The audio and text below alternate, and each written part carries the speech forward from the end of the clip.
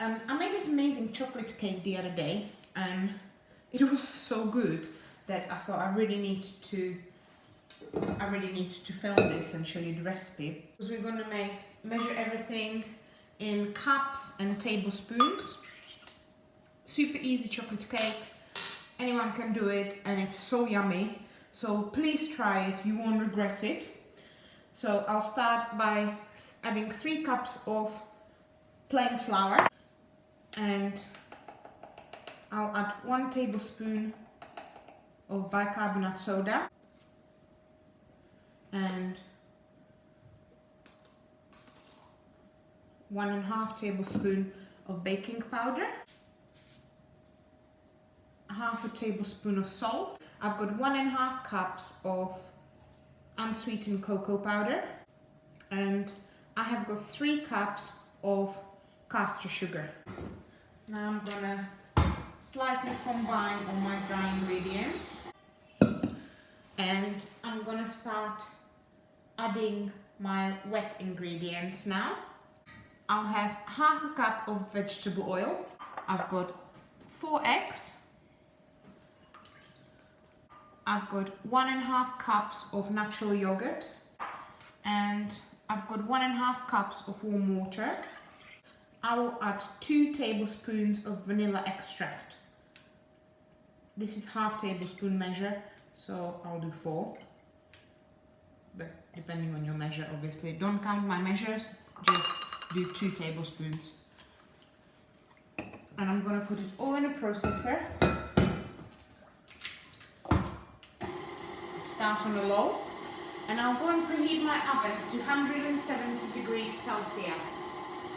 The batter's mixing now. I'll increase the speed.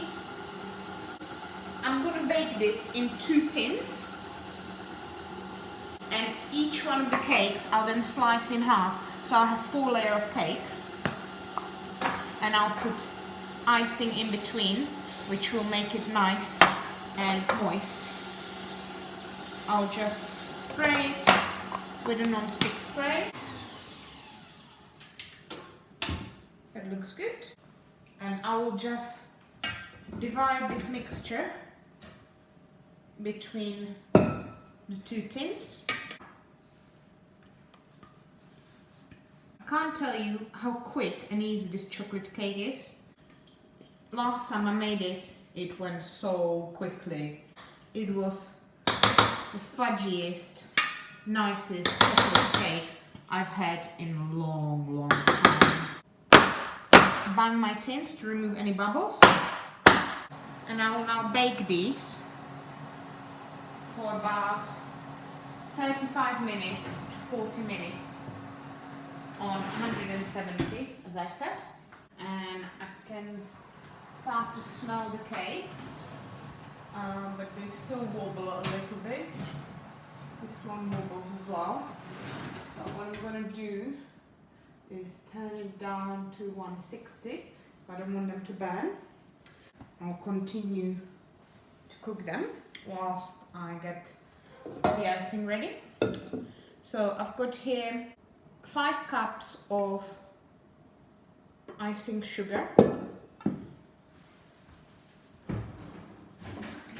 And because I don't want any bits in it, I will sieve it in. Okay, so now I sieve the sugar.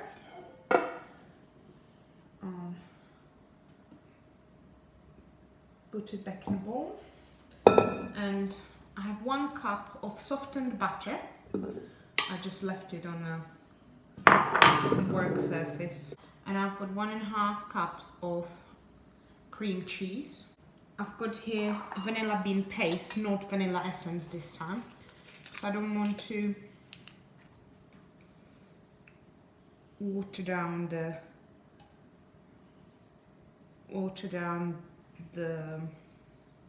icing too much. And this has got better consistency than vanilla essence. It's not so. I'm gonna put it in my food processor and blend all the butter and cream cheese together. I'm gonna scrape down the sides so it all combines really well. And I've got 1.5 cups of unsweetened cocoa powder. So I'd quite like to sift it in as well, because it gets rid of any little lumps. And now starting on a low speed, it's starting to come together. It might take a while.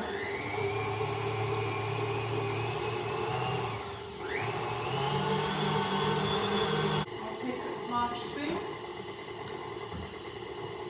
and bit by bit I'm gonna start adding my icing sugar. I'm gonna do it when it's not on. I'll do 2 spoons, well actually 3 spoons to begin with. And sometimes it may look like it all lumped together, but bear with it. Sugar's actually quite wet, so it will separate again.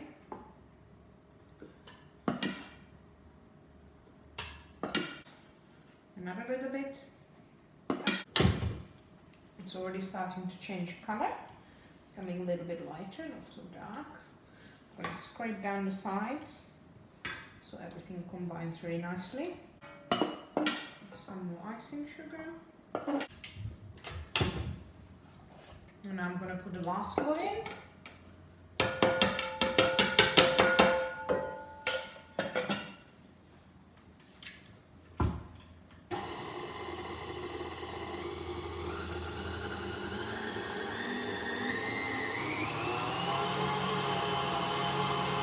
Now just leave it on for a while.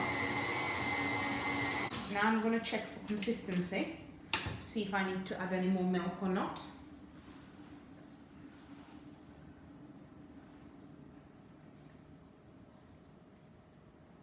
Okay, I'm not going to add any more milk to this because it's nice and light. I don't like it runny, but I'll just keep it going for a little bit longer. Okay,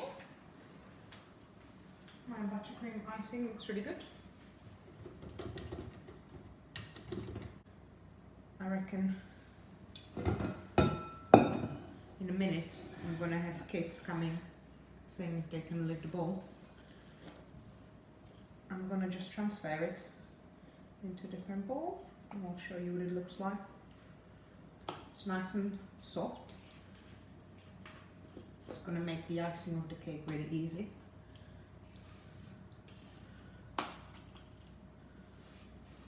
Of course I'm not going to do it straight away. I'm going to let the cake cool down, but I leave this to sit in room temperature. I just want to be able to put my foam in a dishwasher. That's why I'm moving it. Okay. So this is the buttercream frosting now. Looks delicious. Just runny enough, as you can see. It's sort of sliding in a ball but not flopping. I'm just going to cover it with a plate and leave it in my kitchen, hidden from the eyes of everyone else, until the cake is cooled down. Okay, so now the cakes have cooled down,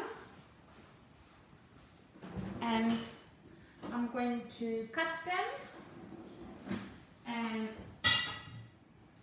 ice them. I don't actually have a cake cutter, so I'll just use a normal knife to do that.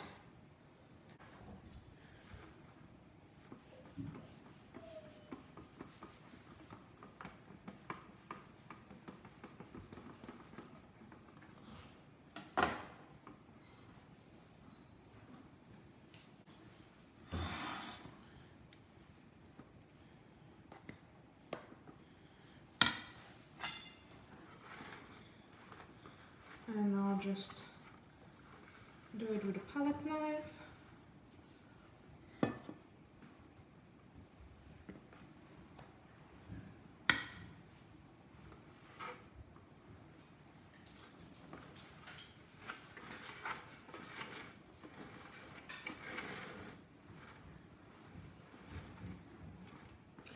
It doesn't matter if something goes over because I'm gonna then ice all around as well. And the next one, hopefully I cut fairly straight so I don't need to worry which side I put it on.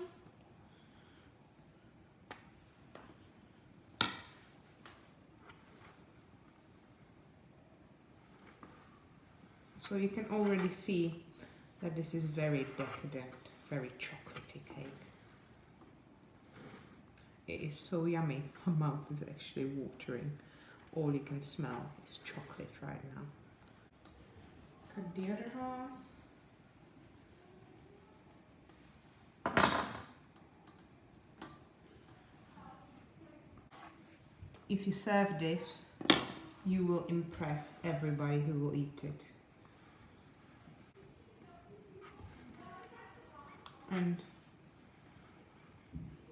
you can keep it in the fridge. I would suggest to keep it in the fridge because the frosting's got cream cheese in it. But then I would take it out before I eat it. Well, maybe an hour before I eat it.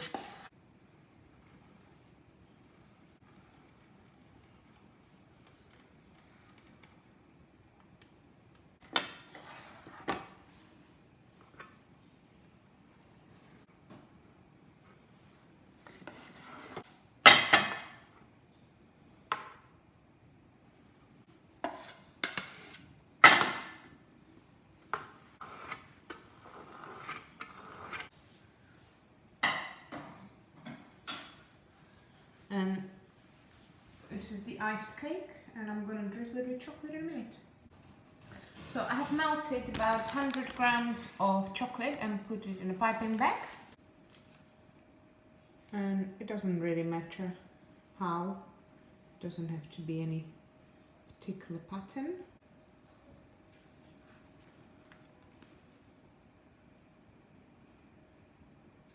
That looks really nice when the chocolate drips down.